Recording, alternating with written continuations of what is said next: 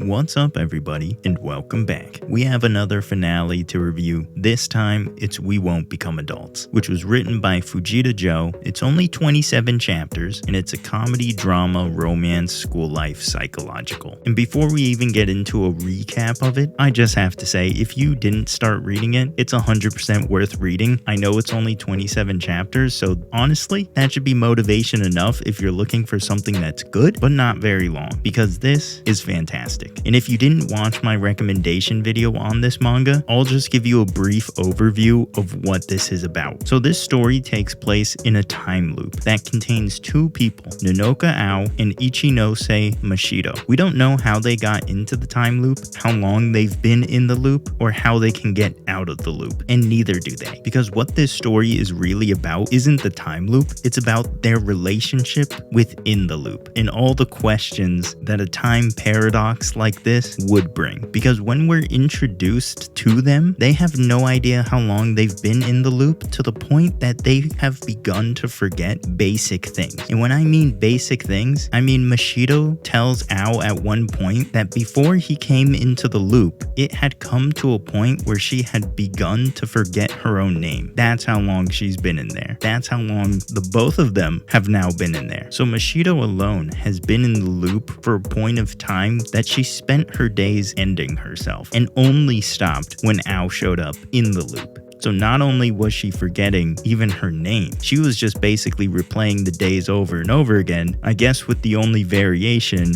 being on how she ended that day, if you catch my drift. But we never learn how Ao ended up in the loop with her, only that they've been in it for so long. On top of memory loss, they don't see the people around them as even being alive. This manga is really a psychological look at what would happen to two people stuck in a loop, and it's fantastic. Because one of those things that this manga looks at is them falling in love with each other, because they spend every day with each other, doing things that they consider youthful because they have nothing else to do, but also because they only feel alive when they're with each other. Because every time they die or fall asleep, the day starts over, and no one remembers anything that they did or that happened except for Ao and Mashido. This manga is fantastic. It's not long, but it's 100% worth reading because of how deep it is, and the ending's no exception to that. Because the largest question throughout this story that Ao and Mashido have is, if they get out of the loop, will they remember anything that they did? But more importantly, will they remember each other? Because that's all that they have in this world. And because for we don't know how long, Ao refused to enter into a relationship with Mashido, even though he loved her, because he was afraid that that love for her and from her was circumstantial. But when he couldn't take it anymore and finally got into a relationship with her, the next question became, what comes next? Because they're together now, do they still just spend every day doing whatever they want? The answer to that was yes, but now when they leave, are they still going to be together? Because they really are each other's worlds. They have nothing else in this world. Everything resets, people reset, conversations reset. The only thing that ever changes is them, at least emotionally and in their memories and whatnot. But the ending answers what comes next. And it may not be in the most satisfactory way, but it is in the most authentic way for this story. Because after essentially giving into all their desires, we don't know how much more time passes or how it happens, but they escape the loop, and we see Ao wake up on Tuesday, July 8th with no memory of the loop, but still choose to go to school, which is something he was refusing to do before the loop.